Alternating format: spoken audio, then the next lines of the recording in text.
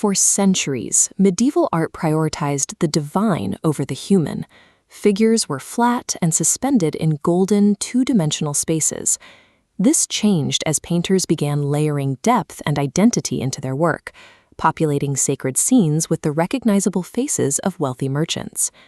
By the late 15th century, Florence was a republic with no king and no hereditary nobility. The Medici family held staggering wealth through their banking networks, but they possessed no royal titles and could claim no divine right to rule. This created a precarious situation.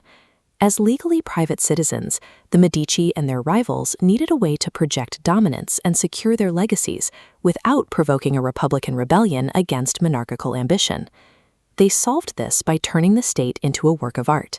They engineered civic pageantry, architecture, and commissioned paintings into a sophisticated public language designed to manufacture consent and prestige.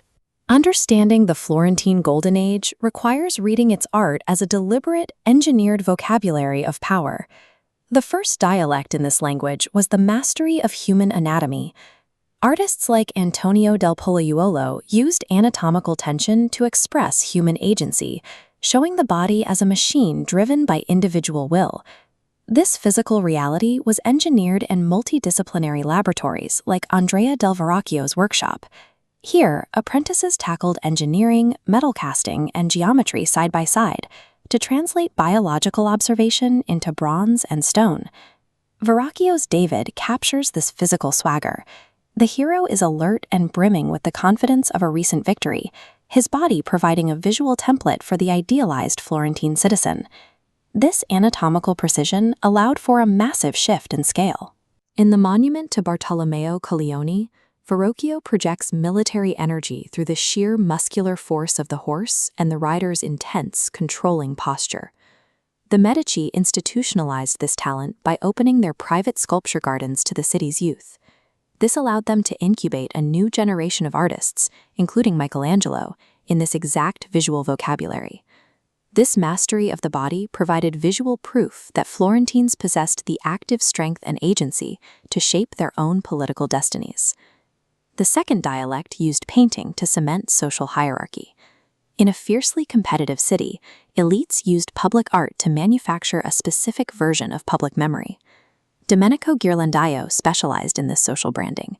He filled massive biblical fresco cycles with the very patrons who paid for them, surrounding holy figures with the city's political elite.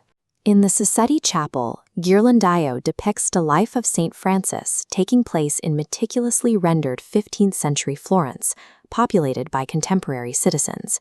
Standing on the right is Lorenzo de' Medici himself, joined by his inner circle. They are participants in the sacred narrative. This tactic erased the line between religious devotion and social positioning. It turned the church wall into a permanent record of the family's political alliances and current status. By placing themselves inside sacred history, the Medici made their wealth and political influence appear ordained by God. The third dialect moved beyond biblical history. For the highest tier of the elite, the study of classical antiquity became the ultimate intellectual flex.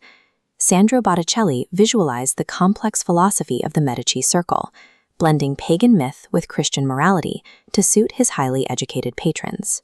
Botticelli's Primavera presents a mysterious garden filled with pagan figures like Venus and Mercury. These images were designed for an audience that could read mythology as a sophisticated poetic code. In The Birth of Venus, the goddess represents an idealized, elegant beauty. In a Christian society, these pagan figures functioned as symbols of the patron's cultivated, untouchable power. The Medici projected this mythic language onto the streets, orchestrating massive public tournaments and festivals that mirrored their classical art. These spectacles turned the entire city into a living theater, elevating private citizens to the status of ancient mythic heroes. The Florentine Golden Age operated as a calculated, highly competitive arms race of public image.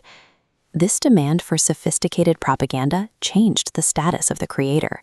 Craftsmen who once anonymously mixed pigments began signing their works and cultivating international fame as geniuses.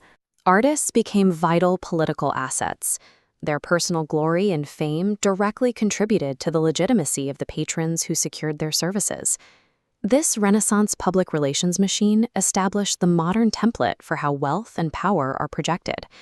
When modern billionaires launch vanity space programs or politicians meticulously curate their digital aesthetics, they are employing the same tactics developed by the Medici.